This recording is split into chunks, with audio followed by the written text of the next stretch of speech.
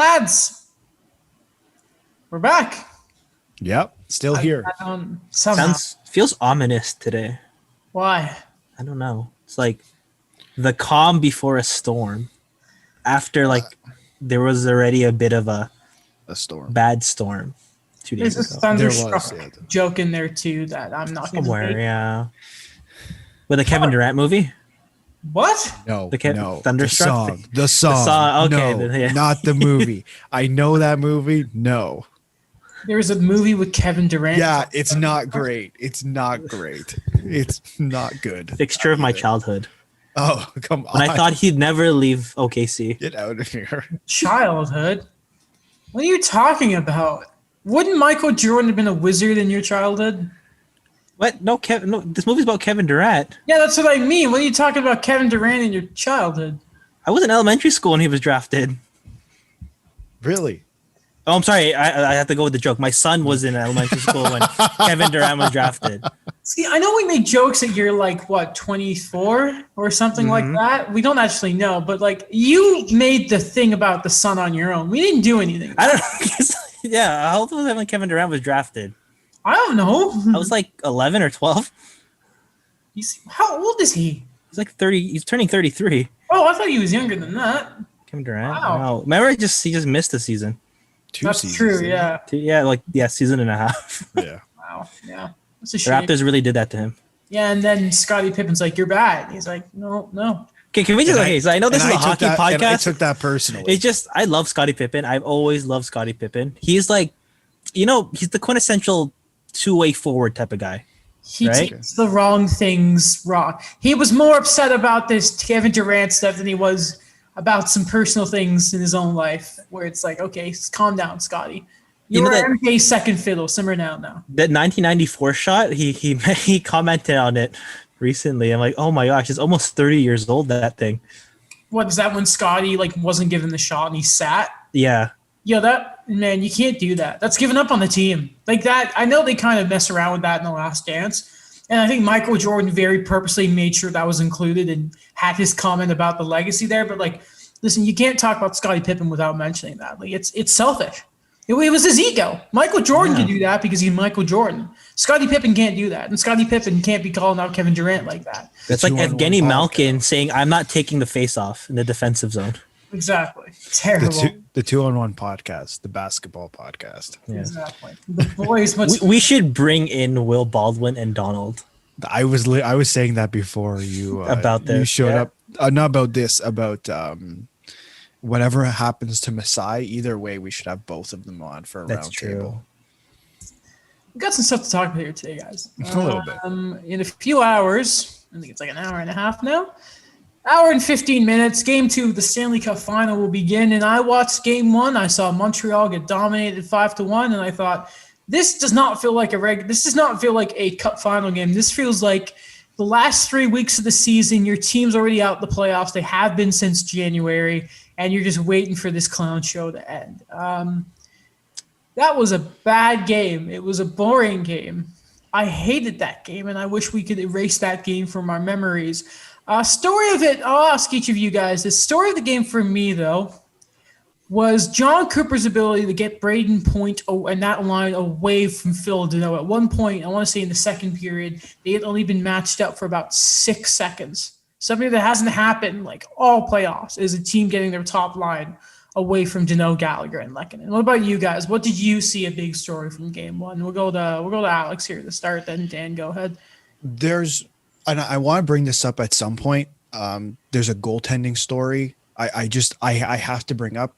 We talked about goaltending a lot, but this one in particular, I haven't seen talked about a lot. But the story of the game for me was Tampa's dominance in my eyes. And we all knew they were the best team in the league. I don't know who in the world questioned that. And it's, to me, just what I watched was we saw how dominant Montreal, especially their penalty kill, was against Toronto, was against Winnipeg, was against Vegas. And then it's oh my God, Tampa's a different beast. We talk about Colorado and Vegas being up there in terms of the best in the league, but to me, watching Tampa Bay, it's like they're multiple steps ahead of these guys, not because of the players they have, but because of the buy-in to the system, because of the years of experience of being swept by Columbus, like making it to a cup final. And just the experience and the buy-in to the system is different than what we're watching in Vegas, what we're watching in Colorado, like the other top teams in the league. Daniel. Yeah, I kind of agree with that. That this is a team that, what we've said before, they have had so many or so little minimal changes of what they had last year, and they're showing again why they're so dominant. I think a big thing when I think about Montreal and what they've been able to do is when you think about the Deneau line and they've been able to shut down the top guys. What I think about Tampa is that you shut down one line, but then you'll have that effective second line coming out with Stamkos on the right side. And then if that doesn't work, they have one of the most effective third lines right there. And, we'll get to Blake Coleman in a minute, but it's just what I've said before, the waves that's been going on with the Islanders, what they've been able to push back. It just came kind of crumbling down for the Canadians, where they didn't really be able to play their game, where I'm looking at now that they let the chances happen on Carey Price, who did his absolute best. But the second thing is on the offensive side, they had less than 20 shots on Andrei Vasilevsky, and there were not a lot of high percentage shots there. So I think that it's still a very long series. Yes. And, this might be different for what we're going to say when the game starts today, but it's another lesson Montreal has to go through, but it's a lesson they have to get through quickly. Like the same thing they did with Vegas in game 1 when they lost 4-1 to that one. And, they look completely different after that. Yeah, the thing that I noticed a lot too was when there was a turnover, Tampa jumped on it, and I want to say at least 3 of their goals were based on turnovers. That and the most unluckiest play by Ben Sherratt I've ever seen to knock the puck down, and then I think he got a second touch on it that beat his goaltender. Also in that game, he got his first, I think it was his first playoff goal of this year, and it for the first time in a while, and it went off 2 different Tampa games. What a weird night that Ben Sherratt had. You also mentioned going after Brendan Gallagher, and they just had a video of his press conference. The scars on that man. Here's something else with Tampa is I don't think people realize how nasty they are. And they were able to get away. Sergachev did not get a penalty on that play when I have a big problem. And we talked about what happened with Tom Wilson, and he got away with what he did with Panarin because that's what the NHL allow. However, I think a big problem that the NHL are going to realize very quickly, if you want these body checks to happen, that's going to be your fault. We can't keep letting it happen to players, especially when they don't have their helmets on. And the blood that was going down Gallagher, that was cause for concern. Apparently he doesn't have a concussion, which is, thank God. Yeah, it's a blessing. But I don't know. The league needs, and I'm not saying fishing was the reason Montreal lost. They were outclassed from from puck drop to the end of it. But man, the league, the same day Gary Bettman goes on about how we have the best officials, not just in hockey, but in the world. Which, yeah, he was going to do, obviously, but to defend his what refs. was he going to say? But, man, that was not good timing. No. I think 2 things there. I was going to write in the doc, but I decided not to because I was really angry about it. I was going to put the Mikhail Sergachev revenge tour before game 1, but no, that was a really bad play on his part.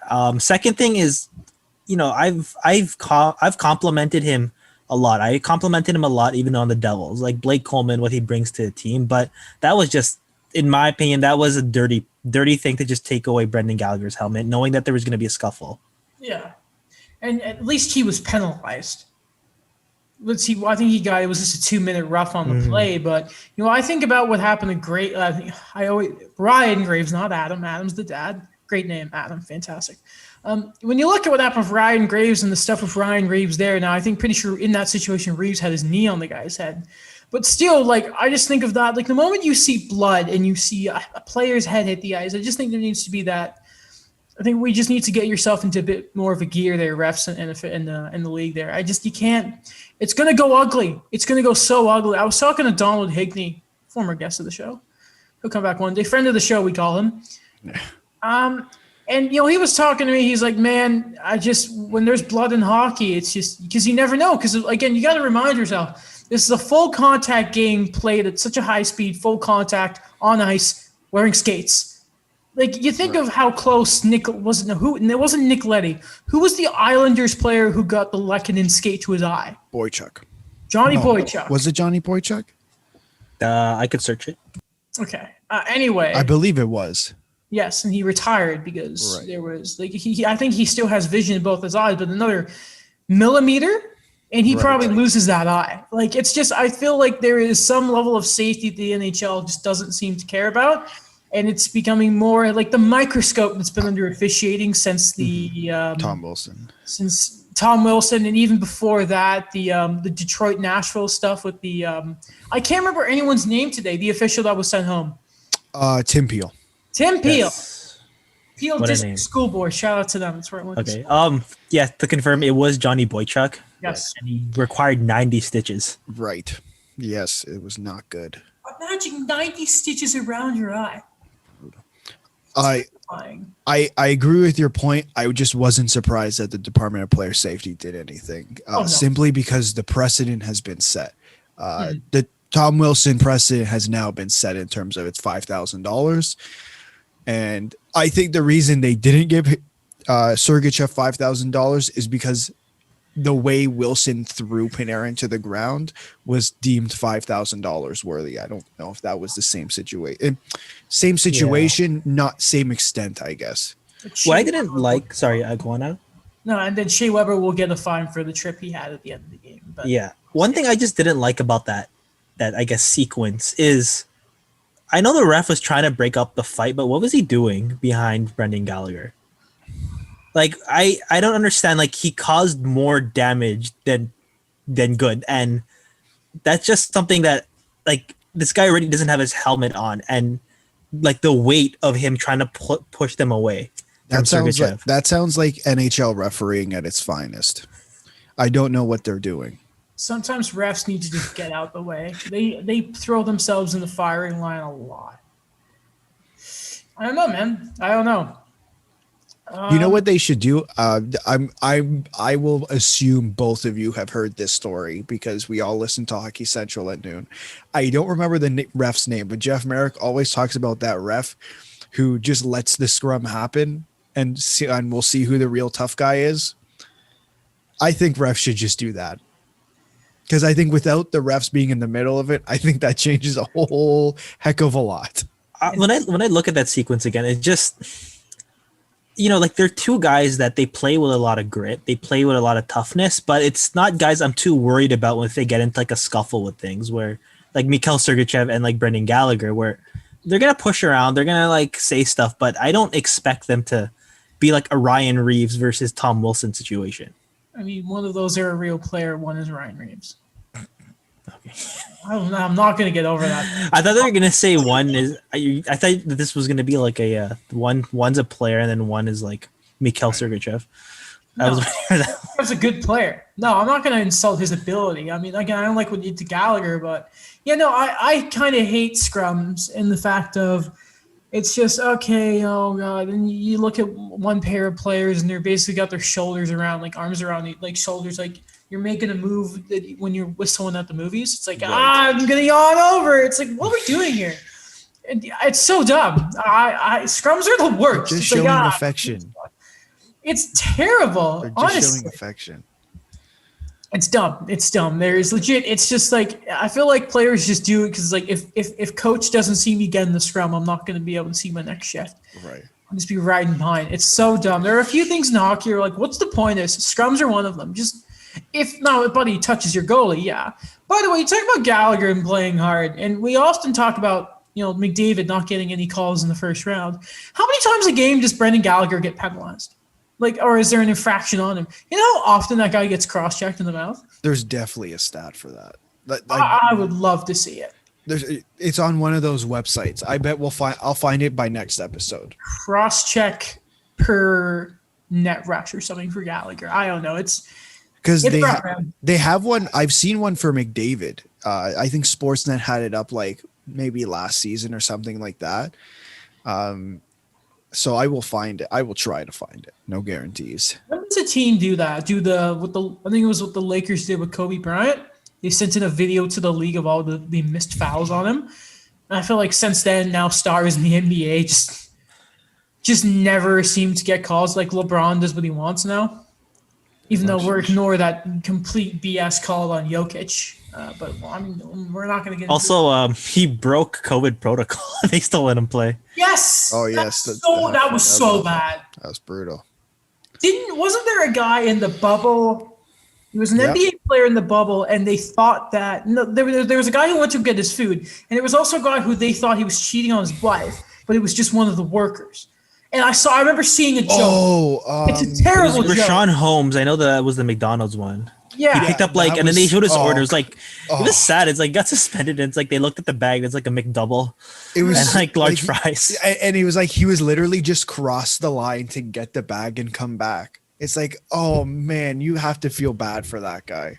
And LeBron just does. I remember seeing a thing. It's like, why did mom and dad get divorced? Well, son, LeBron needed ring number whatever. He was with Drake and someone else. And Michael B. Jordan at a launch party for one of their joint ventures. Come on, Drake. There's a difference between calling the game properly, protecting your stars, and literally allowing them to do whatever they want. That is terrible. That's like when oh no, we're gonna get distracted. We're already distracted. Something that I really hope gives Montreal a bit of zest going into game 2 was the penalty kill streak was finished. I want to say it was 31 or 32 is when Tampa scored. End of the game. That squeaker. Something very funny that I noticed. I think it was 5 forwards at the end of that game on the power play, including Point and Stamkos and all that. If you're Montreal, if you don't see the top guys from the other guys still out there to make it 5-1, if that doesn't kick you in the butt to get going and come out flying in game 1, I don't know what will. You're seriously, that is something that needs to get them going. I'm not mad about it. I love that stuff. Gamesmanship. Come on, let's go, boys. But if you're Montreal, you need to let that be something that's gonna fuel you going forward. Other things for Montreal is after this, I'm sure they'll be hoping tonight to go home to Montreal, split series 1-1. And hopefully they're intending to do it in front of half the Bell Center being full. The Quebec government and Montreal Canadiens are looking to try and broker some sort of agreement. Apparently it's going in the right direction to allow 10,500 fans to the Bell Center. They say it's 50% capacity, but it's 21,600. It's not technically, but you know what I mean, right? Close enough. Now, what I find really funny about this is when tickets were first being sold, they go on and you see, oh God, it's $10,000 for tickets in the Bell Center, $600 in Tampa Bay for a game 7. It's like, what's wrong here? Let's go to Tampa Bay for a game anyway. You see that, and it's like, okay, whatever. Where am I going with this? Anyway, so Montreal are in the process of trying to get those fans in. And what's really, really funny about this is, that's where I'm going with it. The first round of season ticket holders, because they got priority, had the set. You found out, they were prioritizing, if you've had it for 20 plus years, it was terrible. Now, today, the next round of season ticket holders got tickets. Now, what's really weird about that is I would see that meaning that they've gotten approval. And they just haven't announced it yet. Because otherwise, I don't know how they have the tickets because they've already been on sale. Then they go to resale. And then the scalpers and all that would have it. So I'm assuming they have it. And they're just waiting to officially make it a thing. I can see them doing it right before the game. And it's like, well, how are you going to end? It's full. By the way, I put that so crappily. I'm so sorry. No, I understand. Completely messed that up. It's okay. It's okay. Yeah, I could see them doing it before the game. That's a nice thing to have before the game. Day of, and it's like, hey, let's go. But I'm pretty sure they're going to get it. I'm pretty sure. This is a random question, but what is is there a signature entree at the Bell Center? Like a food item? Well, there's a lot of restaurants in the Bell Center. They changed it. Last time I went to a restaurant, I don't like going to restaurants at Bell Center because they're totally overpriced. There was a burger that had the logo, thingy, Yep. The Bell Center are famous for their hot dogs. and to me, they taste like any other hot dog you get at the grocery store or IKEA. So I don't quite know what people are saying about that. But obviously, there's like different poutines in the restaurant there. But like, if you ask somebody at the Bell Center, okay, what are they famous for? It's the hot dogs. Okay. They're the same. They have a weird bun, but it's the hot dogs. I don't know what. I don't know Is what. hot dog a sandwich? I don't, No. I don't want to get into this debate. I don't even like. I don't care. It's not. But I don't have. If this is what we're arguing about, I don't like. There's so many other things to argue about. I'll bring it to a poll Okay, for the cool. podcast. Love it. Let's do All right. it. Let's do it. Please share it, guys. If I tag you. I will. I will. Okay. $900,000 1 year. Wayne Simmons re-ups with the Two- Leafs. 2 What? years. Wait, what? Yeah, he signed for 2 years. See that? They gave him 2 years Yeah. and 900 per. Correct. Yeah. He wants that security. Okay. Which is just they're gonna bury it if they don't like it. Yeah, obviously, but Which is- that's they gave him 2. Yeah. All right. I mean, I'm hey, not entirely Why? sure What? that was. What is your initial feelings, Adam, about the 2 years, not the 1 year? I don't get it. Neither do I. I mean, did Wayne Simmons really get a lot of value the way he played in the back half of the season? No. No. I don't know if they believed that he was going to. I mean, yeah, whatever. It's like, okay, listen, you can be mad about Wayne Simmons signing 2 years, less than $1 million, or you could be mad about anything else in the world. You could be mad about the Mitch Marner stuff. I'm still mad about that. There's a lot of things in Leaf fandom that you can be more mad about than Wayne Simmons signing a 2-year deal at less than $1 million. It's just, I don't get it, but Are you calling out Mike? In my Sure mind, as hell sounds like you are. who cares? It's less than like I know. first overall pick would get when they signed their first CLC. Who cares? I like it. I think it. Okay, the value there. Okay, so okay, I'll give it 2 ways to see the value. Okay. Number one, it's a guy that the Leafs have been talking about for a while. That they just add the guy. They need a gritty guy. They need someone. And I know that he didn't really give the numbers that he was early in the season, but maybe there's just that gamble that he's gonna be okay. After this injury, that we're gonna see more consistency there. The second thing is, I think it's a publicity thing in a way that, it's a local Toronto boy, and it's from a community that they usually don't see a lot of players come out of. Like, I can't really name anyone coming out of Scarborough. Oh, And he's really talked about or coming back to the Leafs. like in the NHL or even coming back to the Leafs. Like, I don't know. I really can't. Do you want to know who else is from Scarborough? Oh, it's Yeah. from Scarborough. Tyler Toffoli. Okay. Tyler Toffoli. So But he when didn't come home. But Why who- did I say Anthony Stewart there? But Tyler Toffoli is also from Scarborough. Okay. But he didn't want to come home. so I know. They can't afford him. so yeah. He didn't take the 900,000. I would How would dare take Tyler Toffoli? I would take Tyler Toffoli. No question about it. Oh, Vancouver. Yeah, so would Oh. Oof. I'd like to the- point out that yeah. GIF I did on our podcast. I really love that one. Which Donald one? liked it. The one where that there was another fan account for the Canucks saying why the Canucks fans should go for the Montreal Canadiens, and the guy didn't list Tyler Toffoli. So I put Tyler Toffoli in the quote, and then I put Adele's "We Could Have Had It All" from Rolling in the Deep. here's Wayne. pardon. How do you feel about Wayne? I'm indifferent. Like, to me, I'm not sure what we're doing here, because it's not that the bottom 6 was the main issue. Like, I'm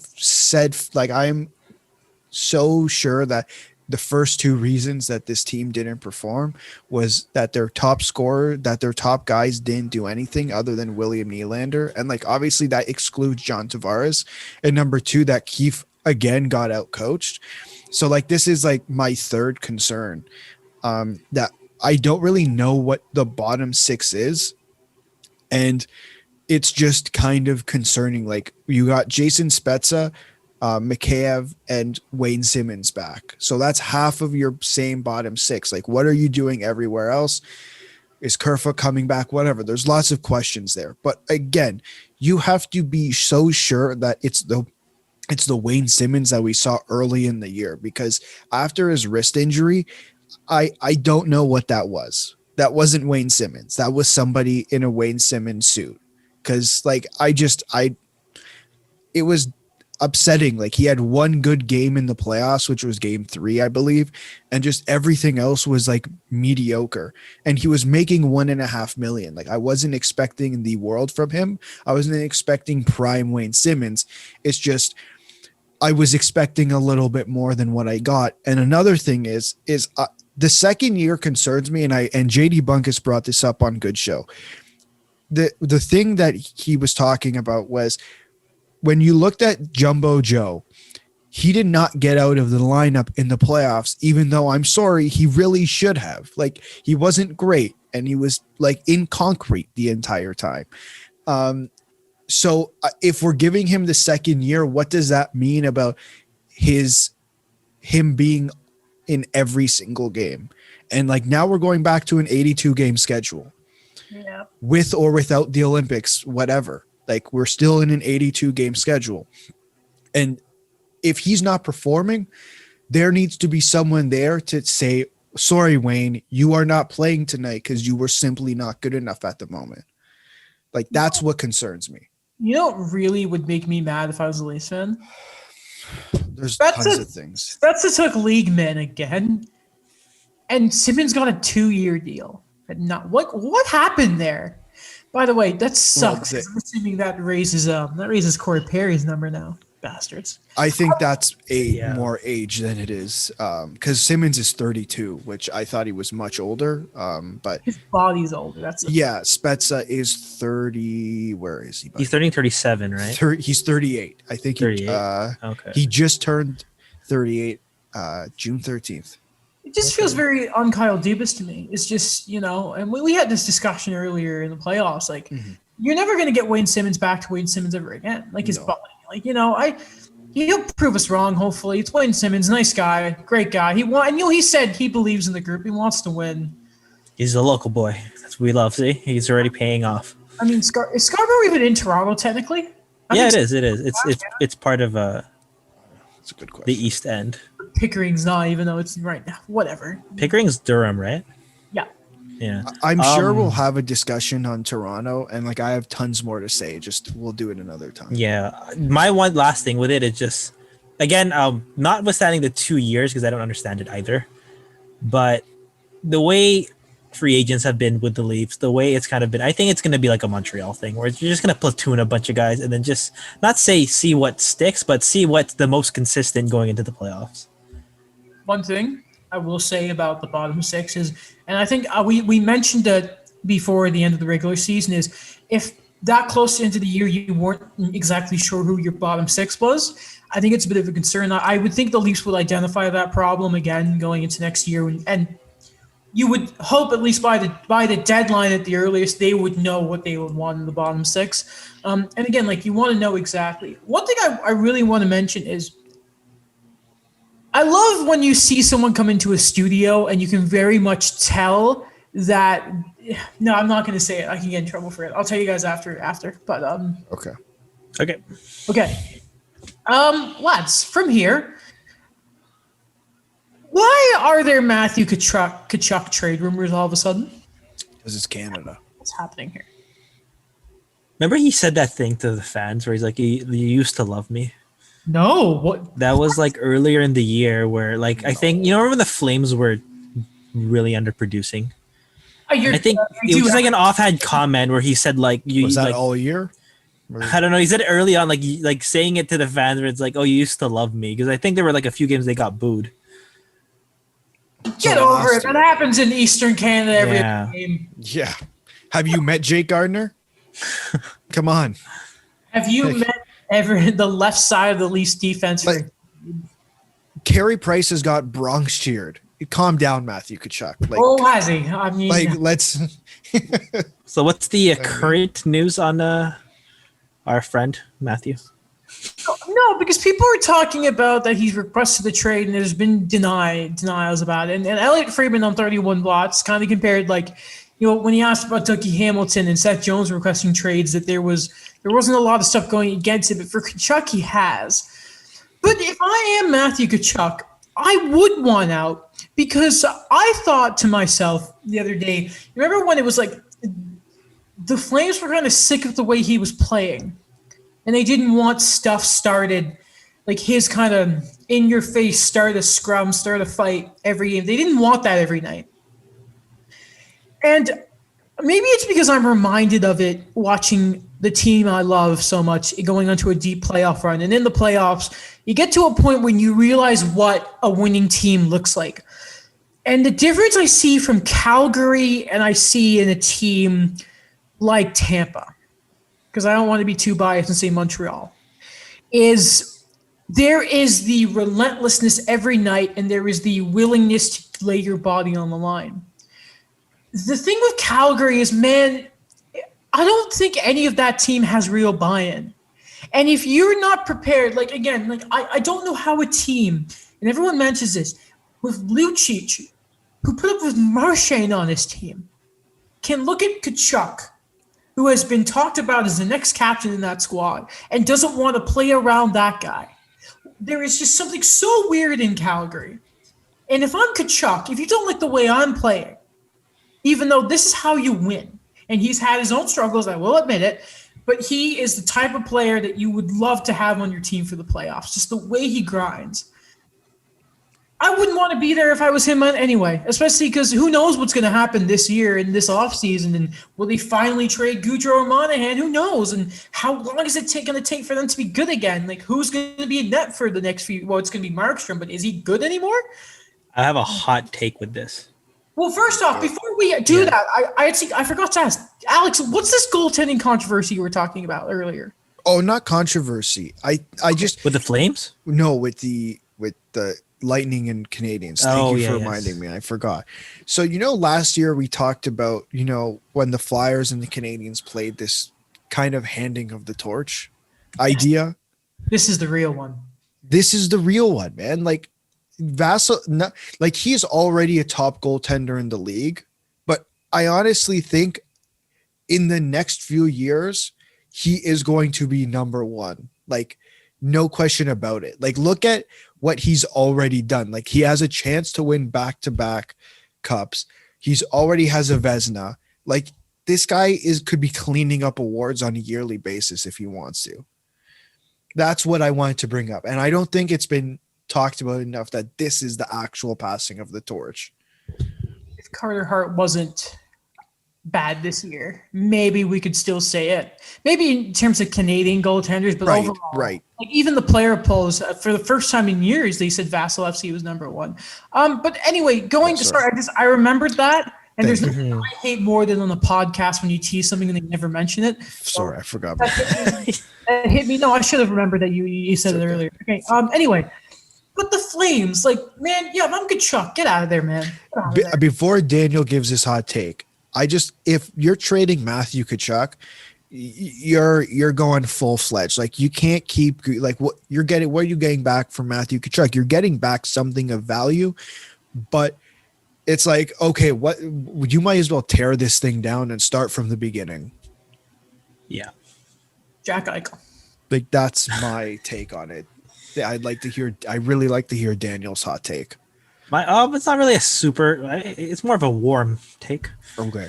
Thinking about it, but I really believe that Mark Giordano is going to leave, either to Seattle or he's going to sign elsewhere, and that's going to destabilize everything else in the locker room a lot more than we've seen already. I think that he's someone that has been able to kind of keep things together. I know his play has really slipped, but I think once he's out of the picture, I think it's inevitable at this point that he's not coming back, is what is this team really left with in terms of leadership? In terms of, there's another year left, by the way. I know, but there were a lot of things going on where they're not going to protect him for the expansion draft, and I really kind of feel that he may leave. That leaving the Flames would be because after him, who else is there in that locker room as a leader? Backlund, Monahan. Oh, imagine that's your leadership group. Chris Tanev, who went through it in Vancouver. Yeah. Goudreau, Yeah.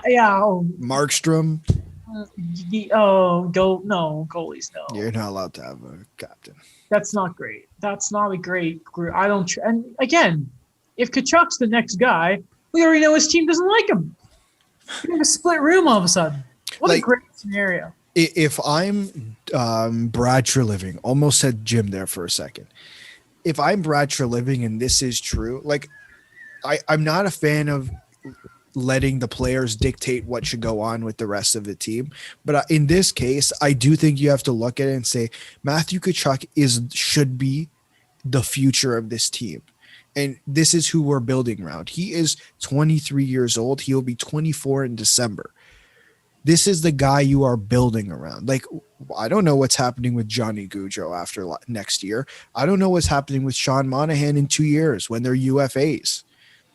Like, this is the guy you're building around. If that means he has to go through a retool or quick rebuild, because this year's draft apparently isn't great, but who knows about the years after? Like, this is like, just do it. Like, don't waste Matthew Tkachuk's years, or either trade him or rebuild around him. Like, I don't think you just diddle daddle like you have been for the last couple of years. Fair enough. Some award stuff. The Hart Trophy, the MVP goes to McDavid. I mean, I have never seen this. McDavid, of the 100, I didn't even know it was exactly 100 people who voted on it. All 100 voters for the Hart, that's the media, by the way. It's various members of the media. All 100 voters put him first on the ballot. It was completely unanimous. This is hilarious. Legit. Shout out to Austin Matthews, who had 69 second place votes. It's pretty nice. I can't believe. I'm actually shocked that no one was like, you know what, how about this? And just went with like Vasilevsky, who got some votes in here too. That's insane. 100% of the vote. That's 1,000 because there's a point system, and that's why Lamoriello was GM of the year. He had the most points in the ballot system, right? Like, what is this? He was that good. He shut the Riders up, and the Riders are always strange.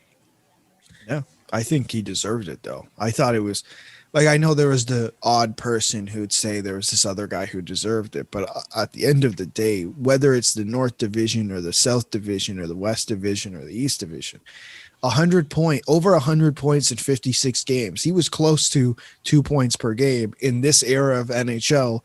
I think is impressive. It was historic. I think kind of crazy. Two things I think about it. He really proved me wrong, because I think when I'm looking back at our predictions for the awards, end of the year awards, I picked Alexander Barkov, where he got some votes. Like, The sixth. yeah, he was there, but I don't know. I just didn't. I always forget, and I think that it's a difference now, because we're looking back on how deep we are in with the playoffs, and we think about, you know, what's our first image of the Oilers, and it's like against the Jets. But I always have to remind myself the regular season, what McDavid was able to do, and I liked it that they got Leon Draisaitl to announce it for him on Zoom. It's like a transition of power.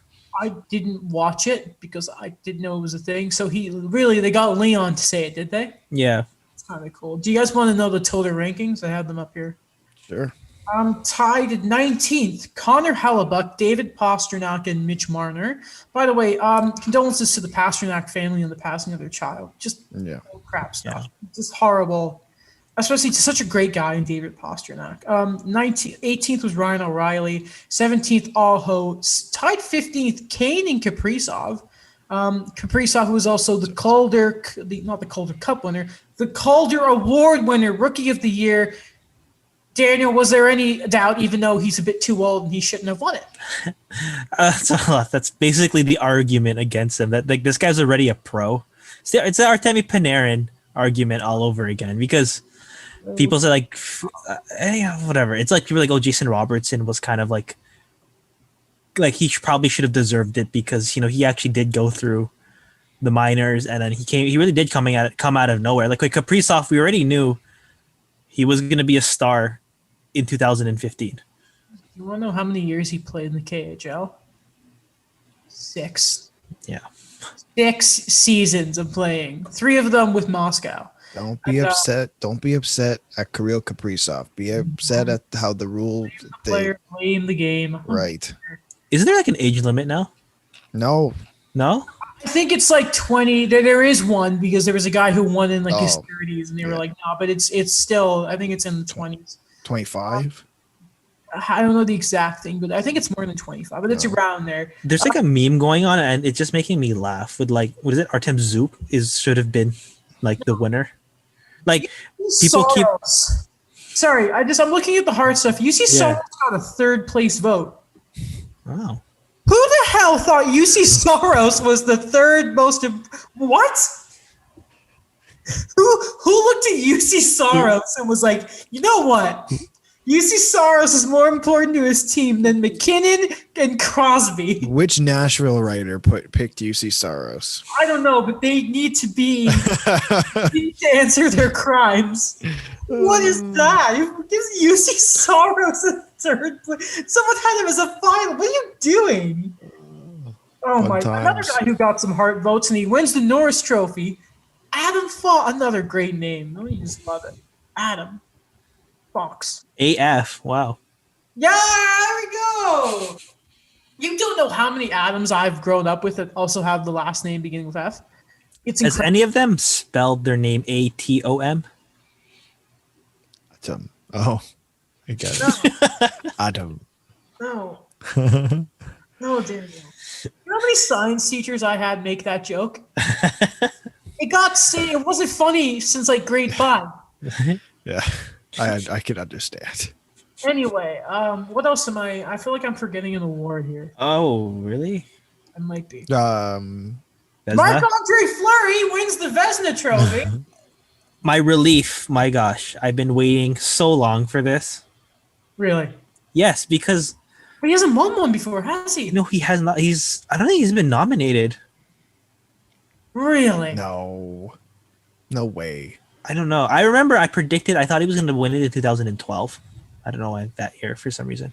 But yeah, I don't know. This was, as a longtime fan, it's a huge thing, and it's so well deserved that I don't know, so multi-layered in a way for me. I'm so emotional right now. Where sorry, go ahead. There's the Pittsburgh scenario, the dilemma there, and then they're like, oh, he's washed up. Then like he goes to Vegas, and then Robert Lehner comes in, but then Fleury's like, hold on, I'm still a starter, and he did it. He won the Vezina, and I don't know. It's just for so long people were saying like he shouldn't have been first overall in that draft, or he's a guy that he shows that sometimes he can be an elite guy, but sometimes he can't be. But I think that the track record now is kind of showing that he is a guy. He's going to be in the Hall of Fame. I don't know if he's going to be first ballot, but he deserves to be there. So you were right about he's never been nominated for the Vezina or in top 3 before this year. He's been nominated 4 times. The highest he was before this year, obviously, was 18-19, where he finished 4th. Wow, 18-19, eh? Yeah, that would have been the year that he was hurt, right? Would that have been the first year that Vegas were in the league? No, the year before that was their first year. Oh, He played 61 games that year. Oh, okay, never mind. Yeah. Okay, the Nuge re-signs in Edmonton. A lot of people wondering would they get it done. There were some pretty high numbers being reported.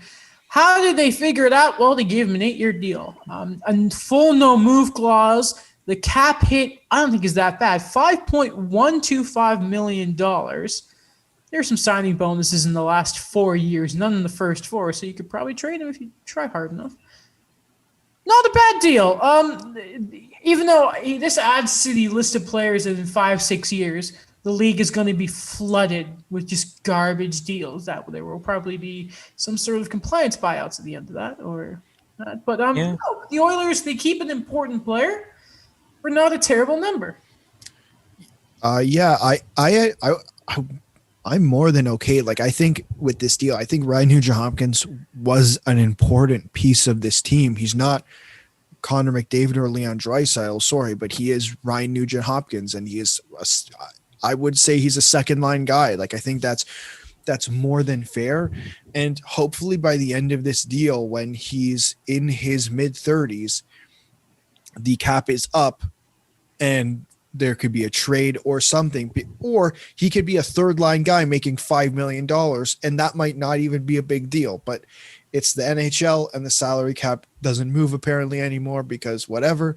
But another thing with this deal, and Ryan Nugent-Hopkins in particular, is that the way he plays, it's not going to age as poorly as other deals that we've seen given out around this age. He had a fight with Sean Monahan once, and that's the most physical I think he has ever been. Daniel, the Nudes, the Nugget, as some would call him. Not Ted, just being sure. That was funny. Yes, I was thank thinking. you. I missed that joke. What do you mean? He's he's a singer. Ted Nugent. I don't know who He was that like a singer in like the 70s. Yeah, old singer. Anyways, So when in the 70s, Daniel, what was it like taking your girlfriend to the drive-ins? really? You can still do that now. When they were like, was it like, what was it like watching Wizard of Oz, the first colored movie? What was that like? Wasn't that in the 30s? Was it? Yeah. I mean, 70s was like what, Godfather? Our favorite show. Okay, anyways, Nugent Hopkins. Yeah, I agree with Alex. I think that this is a success story for the Oilers in terms of the cap hit, in terms of a guy that they want to get. I love that the standard for a success story with the Oilers is re-sign. And he's mentioned, in those pressers after signing it, that it's a guy that he wants to keep. He wants to stay at Edmonton his whole career. I know a lot of guys say that, but he really kind of showed with taking a bit of a slight discount on that yearly cap hit. And it's a guy that, for all that there's been, looking back on 2011 in that draft, I know that hindsight is 2020, but I think he's kind of owned up to it, that he knew that he's not the best player in that draft, and even though he went first overall, and he's really accepted that with the Oilers. And that's been amazing for them because, yeah, you get a second line center out of it, but it's a guy that he's just bought into the system so well. And that's something that I think is an example of what Edmonton can do going forward when they keep trying to, work up a successful roster around McDavid and Draisaitl. What is he making for? $6 million? Helps going towards signing Larson or Barry if they choose to do that. Andrew Tournier. I definitely didn't say that right, but that's fine. The guy who led Canada to a silver medal at the Olympics. Not the Olympic. What? The World Juniors. The World Juniors. To only lose to Trevor Seagrass, Cole Caulfield, and the Americans. That's Spencer Knight? Spencer Knight. Yeah, Daniel's favorite goaltending prospect. He's good. Yeah, he didn't drop. Knows how to hold a stick. Okay. Apparently, he's the favorite coach to be, or he's the front runner to be Arizona's next head coach. What happened here? There was talk about like different guys. Like I can't remember his name in St. Louis. I'm having a terrible day. It's a cool name. Mike Van Ryn. Mike Van Ryn. What a sick. Leafs legend. And it sounded like he was the front runner. Merrick was talking about it a lot. Jeff Merrick, Sportsnet, great guy. And it was all about Van Ryn. And then it just sort of disappeared all of a sudden. And now it's the Frenchman. What is this? What are Arizona doing? I have an idea. It's just not might not be a popular one. Okay. They are looking for the cheapest possible option. Yeah, I thought about that too. Not wrong. No, you're not. I mean, it makes sense. The team that celebrated getting cheap napkins, if you remember that cadence. Oh my goodness. Lovely stuff. I love that. I feel bad saying that because I believe he is this guy's a good coach. But he's probably the cheapest possible option. I mean, I'm sure he's happy that he gets to be a head coach, right? Exactly. Yeah, exactly. Yeah, he wants the experience. Yeah, you just has to hope that it's not the effect of, like, is Paul Fenton ever going to be a GM again because of the work he did in Minnesota? I think Michael Maybe. Russo's writing will prevent that. Yeah.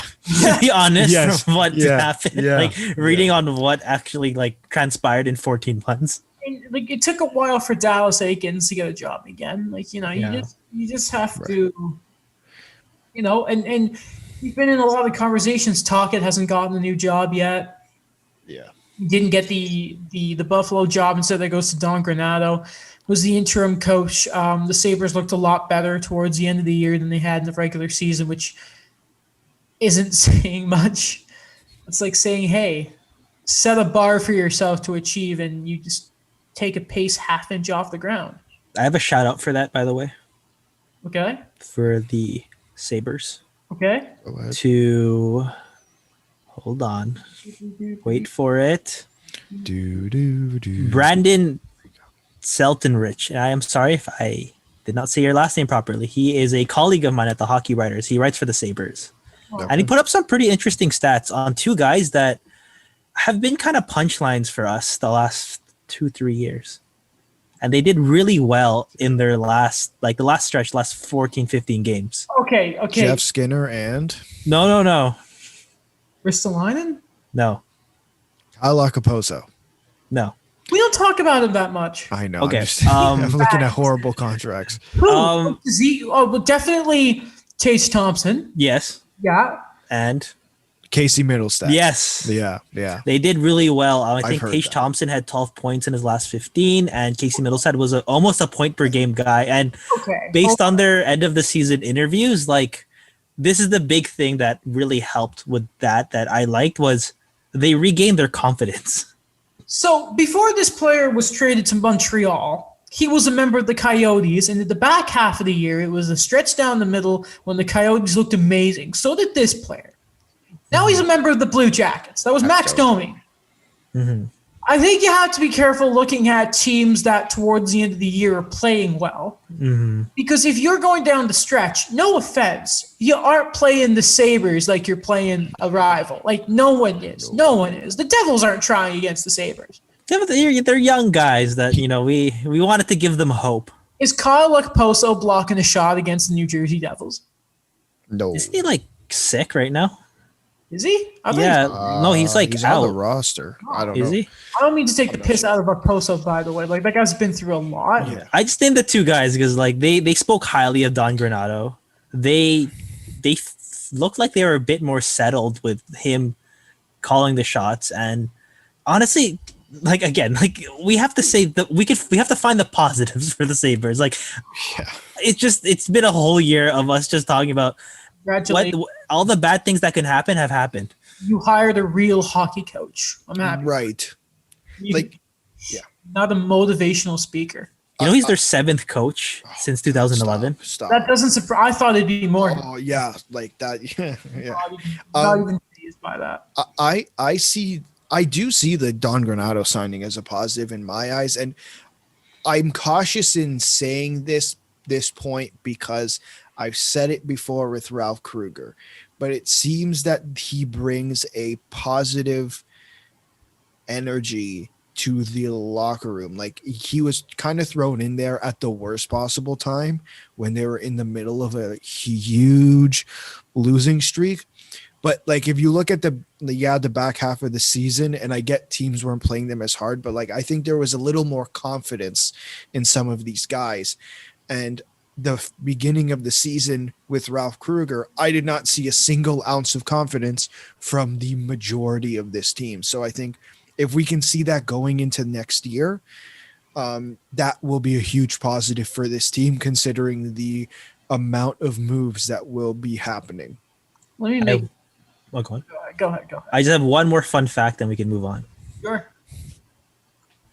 Don Granato was the head coach for 5 seasons of the United States National Team Development Program. And guess who he coached there? Cole? No. I was about to say him and Wait, And it's very important to Buffalo's future. Jack Eichel? Jack Eichel, yes. He was his coach there. I mean, I feel like he doesn't care about Granada being coach more than he cares about his neck. Of course. But I think it's a connection there to make that. Again, we find the small success stories where we can for Buffalo. Listen, I don't mean to take the complete piss out of it, by the way. I do think it's a good hire. It's just, it's too easy with Buffalo. And we've been down this road before. We have had so many episodes where we have I feel like Don Granado walks the lonely road. I'm pretty sure we have an episode titled "The Sabres Are a Dumpster Fire." We have 2. No. Dumpster Fire and Dumpster Fire Part 2. Oh, I thought it would be still a dumpster fire. No. Burning hot. No. Okay. A nice little bomb that was just dropped before the show started from our guy, Elliot Friedman. Friend of the show. As we call him. EF. There are rumblings. Chicago is working on a potential Duncan Keith trade to either the Pacific Northwest or Western Canada. Word is Keith and team are working together to get him to a place he wants to go. We will see where this goes. And then the good guy, Pierre LeBrun, quote tweeted that saying, nothing imminent or close as far as a trade at this point, according to sources. But as Elliot says, there are ongoing talks. Duncan Keith very much has a say in all this via his no move clause. This is about potentially finding a fit that works for him. No guarantee it happens. I like Duncan Keith. Yeah. Obviously not mid-2000s Duncan Keith. And he's like one of those last complete BS contracts. It's like, what does he make? Like 5 point something? I mean, real money is like almost 5.7, yeah. That's his cap it. Yeah. 5.7 million for Duncan. You could still, there's a team out there that would take a thing on Duncan Keith. And we were kind of spitballing this before the show. I wouldn't be surprised if Seattle was just like, we need a veteran guy. I'm not sure let me double check how much his real money is, because they can take the cap if there's no real cash. And I imagine the way that deal could be structured, anyone who's curious, 2 more years, 5.538 or 6.2. And the salary on it is $2.1 million this year and 1.5. That's a smart ad. Make him captain just cause. Yeah, I said I tweeted it too. I had a gut feeling it was going to be Vancouver, but I think the middle of the show I had a better idea. The Edmonton Oilers. Oh, I'll explain why. He can play defense, right? Just to confirm, Duncan Keith is good at playing defense. It's not 40 minutes anymore. Edmonton needs someone who can play defense. Even if Clefbaum does come back and we don't know what's happening there, that's still kind of up in the air right now. But they could use Duncan Keith. I don't know how they do it in terms of signing everyone and still improving around McDavid and then adding Duncan Keith. But I still think Duncan Keith is a serviceable, is a good enough defenseman to play for that team. And it also helps that they have up and coming younger defensemen who, if I'm that team and there's a defenseman I want them spending time with, it's Duncan Keith. Very good point. How about that? Yeah, let's hear it. Locker room guy. Oh yeah. Exactly. A team in Western Canada that need to make that move to change their culture. They love that word. Culture. And their head coach knows what it's like to play against Duncan Keith. I know where you're going. The Calgary Flames, baby. So he's going to be like, well, you only beat me a couple times. So, really, are we starting the Matthew Tkachuk to Chicago rumors, or? Oh, I'm not saying like that's the deal. Not at all. No, I'm just saying like that's the next move. It's like we may lose Giordano, but we're going to bring in another old left-handed defenseman, and it's going to be Duncan Keith. You think?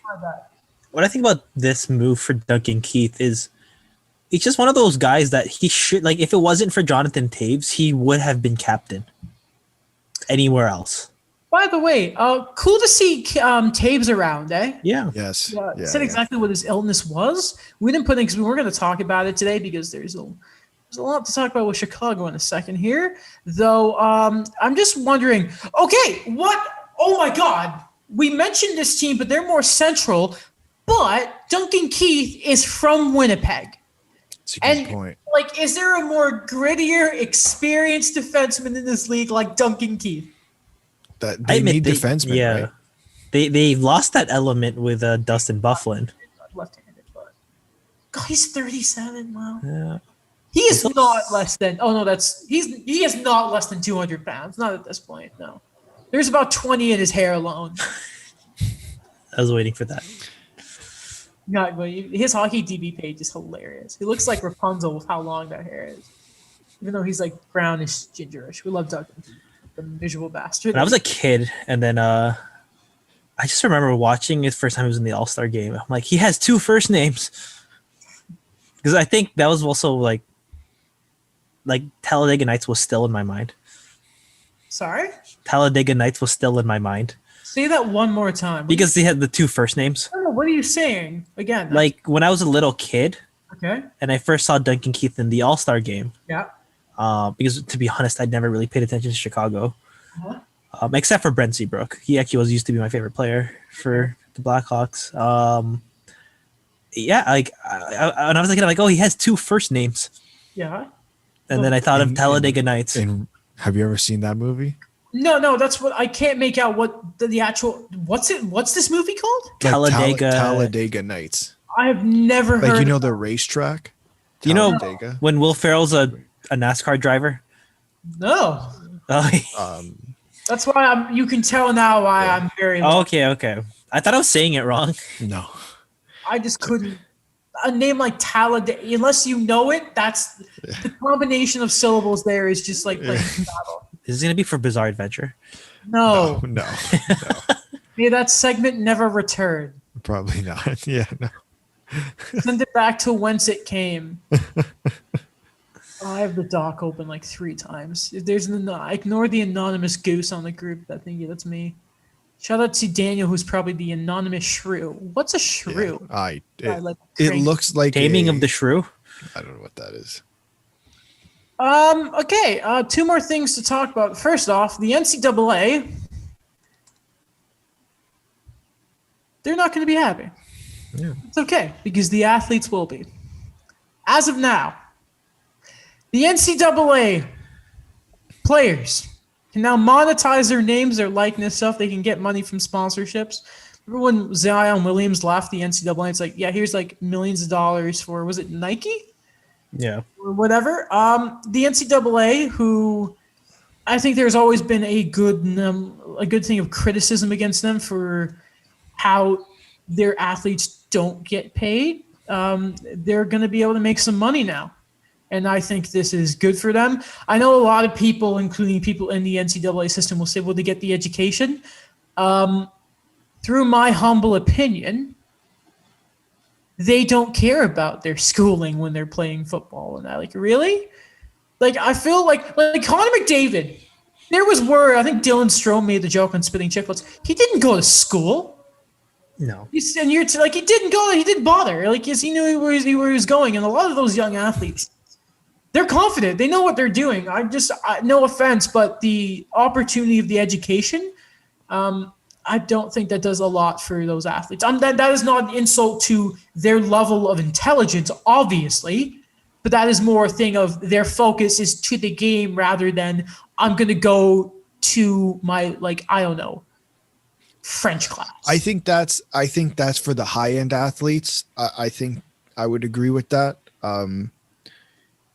But I do think, and so I'm not.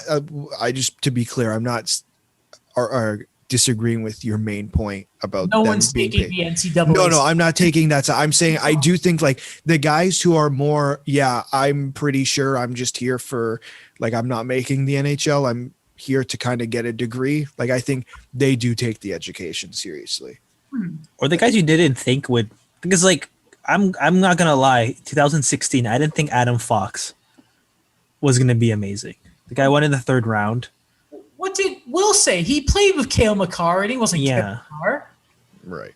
And yeah, he took like Adam Fox took the 4 years. I mean, I know he didn't want to sign with either Calgary or Carolina, but I think just that's one example. But the two things I kind of look at is the first thing is I look back on how crazy it is that this is only happening now, because I remember they don't really make them anymore, but there used to be March Madness video games, or there's still NCAA college football games. Yeah. Video games with someone on the cover from a school that probably didn't get any money at all. And these are like video games being sold for full price that a lot of people played. I was going to say, does that mean maybe we can finally get NCAA players in NHL, but is there likeness? Maybe. That's all I want. That's It all will I take, but it will take EA about 5 years to get that, because They have to play in the EA. NHL for it to be updated. It's EA, so it takes 5 years to do anything. can't wait for the PlayStation 8. Go and play in the CHL again, guys. We'll review it. It'll be the same review as the one we did this year. What did we even say? It wasn't great. That's Well, you guys give it like a pretty much 6 said. point. Didn't we tell you, Daniel, don't buy it until it went on It was sale? like, yeah, I got it for like $30, I think. That's what I'm Good. now. It's like, don't even bother. Like, there's no point. It's just not good. It's not a AAA title. Like, listen, I'll play that. I will pay that full price for a Lego Star Wars game Yes. whenever that's coming out. Oh yeah, I'll pay the full price for GTA 6 when it comes out in 4 years. Elder Scrolls when it's actually a step out of design. Hello? Breath of the Wild when it comes out next year. How are we? Nintendo's coming up clutch. Remember when like the Wii U was out and everyone's like, yeah, Nintendo's done. And then the Switch just saved like the Switch launching with Breath of the Wild. Breath of the Wild getting like pushed back 3-4 years saved Nintendo. To the point where Xbox was like, can we buy you? And they laughed at them. It was like, what? Like Microsoft gets laughed at by Nintendo. I love it. What I don't love is the subject we're going to talk about next. Again, brutal turn, but this is serious enough where we knew we needed to save this for the end of the episode. And the reason we've not talked about the Blackhawks situation and their former video coach is, for those of you who don't know, and you'll notice that Gary Bettman talked on Monday, NHL commissioners, every year before the start of the Cup Final, the commissioner speaks. So we knew that he was going to speak. We were hoping by then that Stan Bowman, GM of the Blackhawks, would say something. Still has not happened, but I'm sure he will be asked before the expansion draft because the media and that. Former assistant GM of the Blackhawks, current GM of the Winnipeg Jets, Kevin Cheveldayoff, I don't think has spoken on this yet. And current GM of the Montreal Canadiens, and at the time of the incident we're going to talk about, I believe he was the director of player personnel, and then later on became assistant GM in Chicago. Mark Bergevin has been asked about this, and he denies any knowledge. Now, I'm going to read some snippets from a athletic article by Scott Powers, Mark Lazarus, who's one of the big beat reporters in Chicago, and Katie Strain, who you may know as the excellent reporter who had that banger of a piece reporting on the Arizona Coyotes earlier in the year. Quickly before you start, content warning, trigger warning. Yes, Or sexual yeah. assault. this is not easy stuff to listen to. Because we're going to be reading it. We're not going to read the whole article, obviously, because go read writer stuff. This is Yeah. not easy to read, but it is an amazing article here by all three of these writers. Following their second round victory over the Vancouver Canucks in May 2010, the Blackhawks flew straight to San Jose for the Western Conference Finals rather than return home to Chicago. They spent a full week in San Jose with 4 days off before the series began. It is then at the team hotel and local bars that word spread amongst players that two teammates had accused video coach Brad Aldrich of sexual assault. Okay. Later on in this article, there is talk of how last month a former player filed a lawsuit against the Blackhawks, alleging that he and a teammate were sexually assaulted by Aldrich, and that the team ignored their claims. Earlier this month, TSN reported that two players reported Aldrich's conduct to skills coach Paul Vincent just before the start of the Western Conference Finals, and that Vincent brought it to team president This would be, I think, former team president now, John McDonough, who I believe left over the summer. That's my own words there, sorry. Continuing the article, GM Stan Bowman, Vice President of Hockey Ops Al McIsaac, and mental skills coach James Gary. According to TSN's report, Vincent told the leadership group that they needed to file a report with Chicago police, a plea that was reportedly refused. After leaving the Blackhawks following the 2010 season, the team had declined to say why he left. Aldrich told confidants he was sick of the NHL grind. He joined the coaching staff of a boys' high school team in Houghton, Michigan, I believe is how you pronounce it. Not Michigan, obviously, but the high school. In December 13, after his second stint as a volunteer assistant coach there, he pleaded guilty to a charge of sexual contact with a teenager. Aldrich was sentenced to 9 months in a Houghton County jail. A second lawsuit was filed last month by Aldrich's victim in Houghton, alleging that the Blackhawks, again, let me make this very clear, the victim alleges that the Blackhawks gave Aldrich positive references when he left the team and failed to report the abuse from 2010. In this article, there are some quotes about certain conduct of Aldrich in there. I don't want to say that exact stuff here. Again, go read the article, as well as what I want to focus here on, guys, is Marc Bergevin, as I said, denies any knowing of this. There was some word of a meeting. I would assume that would mean the stuff with Vincent, but I'm not going to say for sure. There's been a lot of blurry stuff here. Recently, I believe last week, the Blackhawks have brought in an independent investigator. Gary Bettman, commissioner of the NHL, said that they are going to wait for the findings. All I will say, again, this is all information, is that all I will say on this matter is the Blackhawks, anything that is asked of them that they can provide, I believe they need to do that. And I feel like Kevin Cheveldayoff, as he was part of the team, will need to say something. And Stan Bowman should probably say something as well. As GM of the team, you would expect there would be a statement before the expansion draft. That's all I'll say on the matter for now. That's not obviously me just saying I want to ignore it, but it's just for obvious reasons. And trust us, the three of us, Daniel's a graduate of Ryerson's journal. You think you did the master's too. We want to be careful with this. So that's all I'm going to say on it.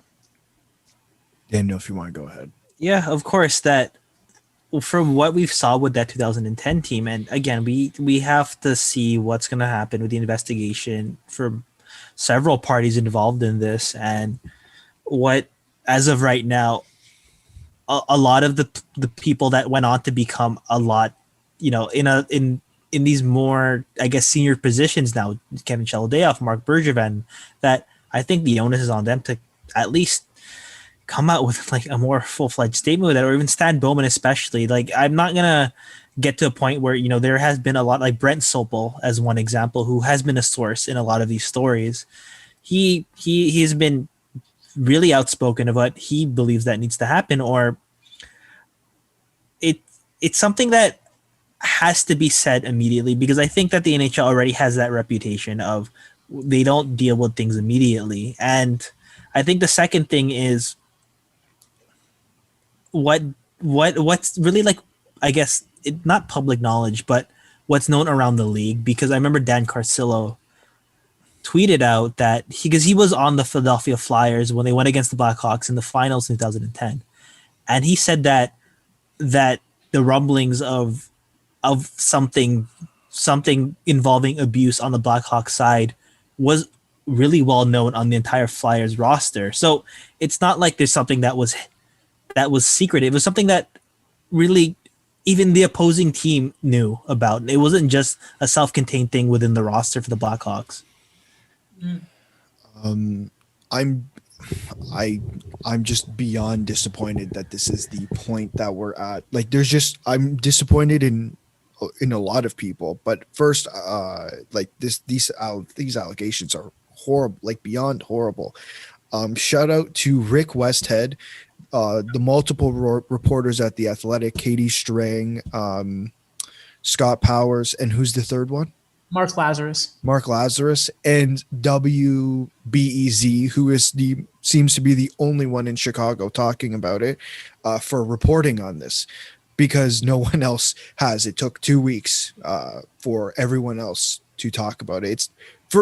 I don't know about you guys, but to me, it's a little surprising that this hasn't caught on to the news, because this is allegations of a professional organization potentially blowing out, like just hiding the fact that this happened. Like, I think that's beyond sports reporting to begin with. I also think, like you guys said, Mark Bergevin and Kevin Cheveldayoff and Stan Bowman, like, I'm sorry, I don't believe Mark Bergevin.